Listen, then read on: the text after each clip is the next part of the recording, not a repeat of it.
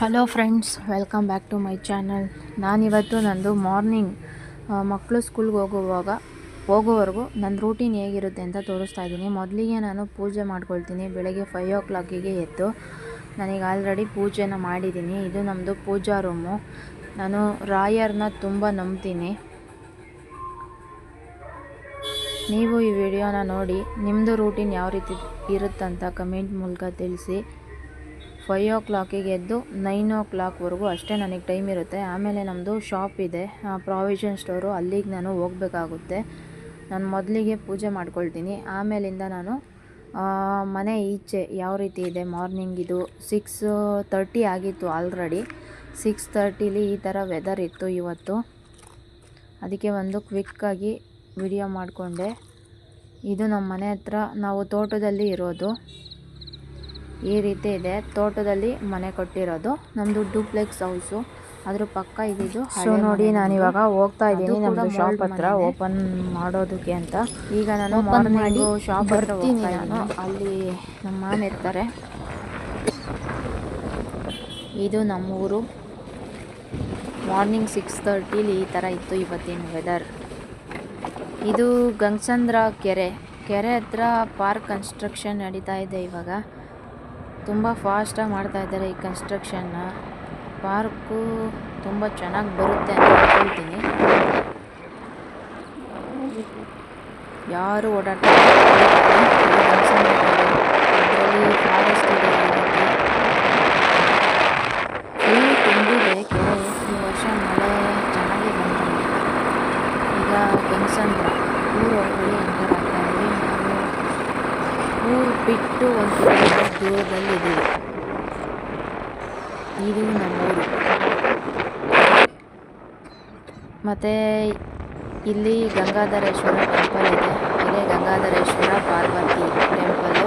ಇದು ಸಂಕ್ರಾಂತಿ ಗಿರಿಜಾ ಕಲ್ಯಾಣ ನಡೆಯುತ್ತೆ. ಅದು ಕೂಡ ನಾನು ವಿಡಿಯೋ ನಿಮಗೆ ಹಾಕ್ತೀನಿ.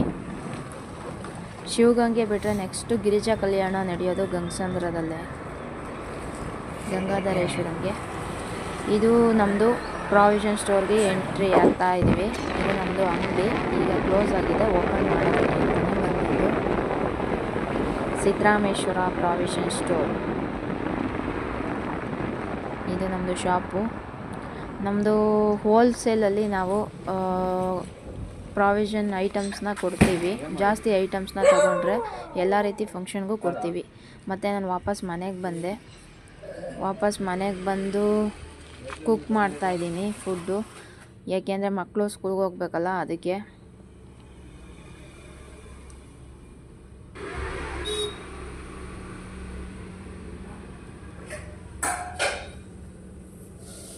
ನಾನಿವತ್ತು ಜಸ್ಟ್ ಇವಾಗ ಏನು ಬೇಕೋ ಅದನ್ನು ಮಾತ್ರ ಕುಕ್ ಮಾಡ್ತಾಯಿದ್ದೀನಿ.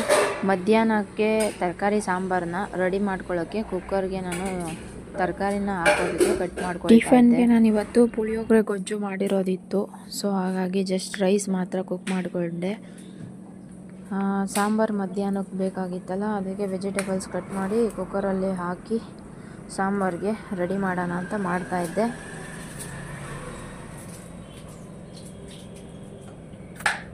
ನಾನು 9 o'clock ಸ್ಕೂಲ್ ಬಸ್ ಬರುತ್ತೆ.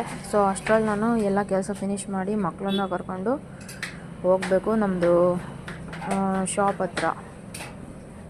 ಅದಕ್ಕೆ ಫಾಸ್ಟಾಗಿ ಮಾಡ್ಕೊಳ್ತಾ ಇದ್ದೀನಿ ಕೆಲಸ ಫಿನಿಷ್ ಮಾಡಬೇಕು ಅಂತ.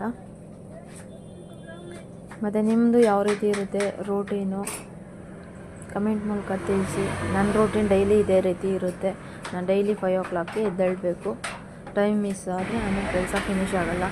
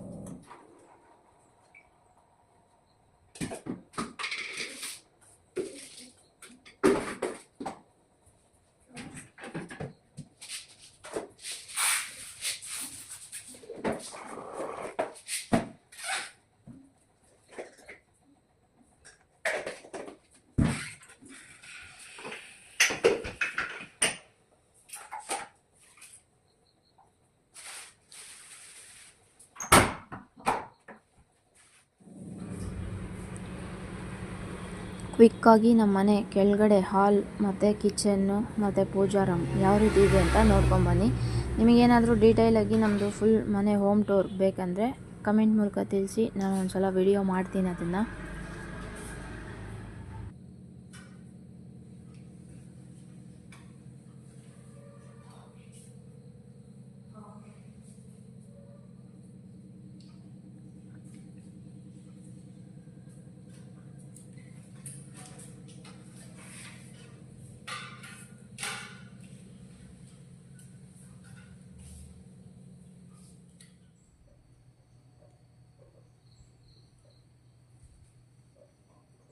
Hi hi.